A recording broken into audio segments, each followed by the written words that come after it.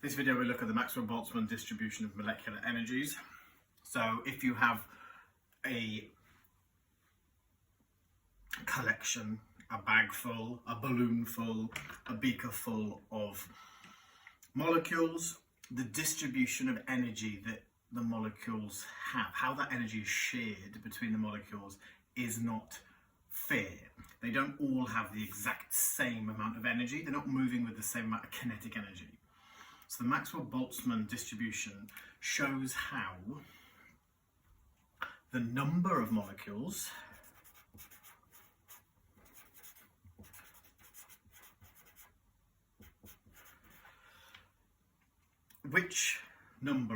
how many molecules have any particular kinetic energy, how fast they are moving. Now, if you have any sample, let's say of 100 molecules, the number of molecules or the proportion of molecules that will have any given energy can be shown by a Maxwell Boltzmann distribution. It starts at the origin. No molecules have no energy. So it has to start at the origin, and it rises, and then it comes down and goes whoop, like that. So there we go. There's an example for a Maxwell Boltzmann distribution of molecular energies. So we should see key points. Starts at the origin. No molecules have zero kinetic energy. Lots of them, most of them, the majority of them have this kinetic energy. So this kinetic energy, which is the greatest number, that's known as the most probable kinetic energy. So the most probable kinetic energy. That's not the mean kinetic energy though, because as you can see, this is not a normal bell-shaped curve. There are more molecules up here, so the mean kinetic energy is slightly more. So the mean kinetic energy, the average kinetic energy, is going to be higher than the most probable kinetic energy. Even though most of them have this much energy, the average of all of them is slightly higher. So I might put that there, the mean energy there.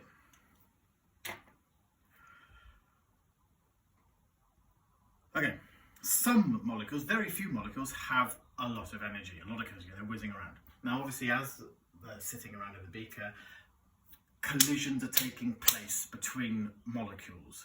When a collision happens, more of the energy may be transferred to one of the molecules, so it will have more kinetic energy, some will lose kinetic energy. So collisions between the molecules can affect how much energy they have. For example, two may come along, poof, one may bounce off with more energy than it came into the collision with, the other one will have less kinetic energy. It's very random. Now, how does this relate to rates of reaction, in other words, kinetics? We know from collision theory that for a reaction to happen, the reactants have to collide in the correct orientation with sufficient energy to result in a reaction. And that sufficient energy, that minimum amount of kinetic energy, is called the activation energy. It's used for breaking bonds. It's the minimum energy required to result in a successful collision, otherwise they just bounce off each other. Simple example of a pen and a lid. For these things to react together, my lid and the pen, to make the product a lidded pen, first of all they have to collide, they've got to come together, but they have to come together in the correct orientation. If they come together like this, that's the incorrect orientation, they'll just bounce off each other. Correct orientation, and with enough energy for the reaction to be successful, for the collision to be successful. So I've got to push them in so my lid stays on. If it's not with sufficient energy, correct orientation, happy days, a collision, didn't have much energy, so it didn't work. That was an unsuccessful collision. For collision theory, we've got those three factors: the collision, the orientation, and the sufficient energy.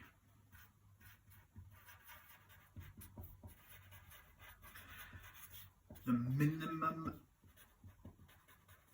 amount of energy that's required for a collision to be successful, to result in a reaction.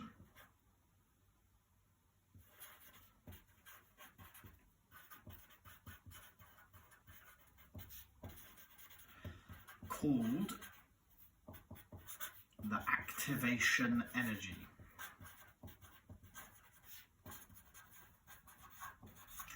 Which has the symbol EA. Now, if I label the activation energy on my Maxwell Boltzmann distribution, let's say the activation energy for a given reaction between these molecules is here. That means that very, very few of the molecules have kinetic energy equal to or greater than the activation energy. So the proportion of collisions that will be successful will be very low. As you can see here, the probability of these molecules colliding in this mixture, very, very low. So the proportion of collisions that are successful is low, and that's very important. So let's just say this is temperature 1, let's say 25 degrees C. So temperature 1, the proportion of successful collisions, whoopsie, in other words, collisions where the energy is equal to or greater than the activation energy is low. Therefore, the rate is low too. If we increase the temperature of my mixture, my molecules, my beaker full of molecules, the distribution of that energy, so heating it up, we've given more energy. The distribution of that energy will not be fair again, but we'll have a new distribution of this greater amount of energy. The curve doesn't just all shift up, they don't all get a little bit more energy. The total area under the curve I'm about to draw should be the same as the total area under this curve because I don't have any more molecules. So let's see if I can manage that. It's all right. Now I'm hoping the area here is about the same as the area there, but by eye it's all right. So let's say this is temperature 2, 35 degrees C. If we look at my higher temperature, so the peak, my most probable energy has increased, my mean energy will have increased, but most importantly, for kinetic theory and for kinetics, look at how many reactants now have energy equal to or greater than the activation energy. So the proportion of successful collisions, that is collisions that have energy equal to or greater than the activation energy, is now higher. It's significantly higher.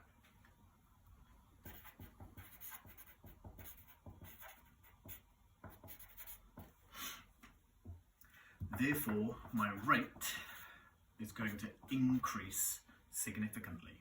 If I increase the temperature even more, then I will have even more reactants with energy equal to or greater than the activation energy. What if I cooled this down? Then my peak will be even higher. And it will be, oh, look at that. A pathetically tiny proportion of collisions will have energy equal to or greater than the activation energy at this lower temperature. Let's say that's temperature 3, 15 degrees C. So the rate will be extremely low. The chance of these reactants colliding will be tiny. Now we have one more thing we could add onto this little graph before I finish this little video, and that is the activation energy of a catalyst. So we know that a catalyst provides an alternative mechanism or an alternative route for a reaction that has a lower activation energy. So at any given temperature, if I label this on here, a lower activation energy than the uncatalyzed activation energy, let's just shove it there, boom. If this is the activation energy for my catalyzed reaction, you can see that a greater proportion of collisions will take place between molecules that have energy equal to or greater than the new lower activation energy for the catalyzed reaction. So the rate will be significantly higher. We often show that on an energy profile diagram, you may remember.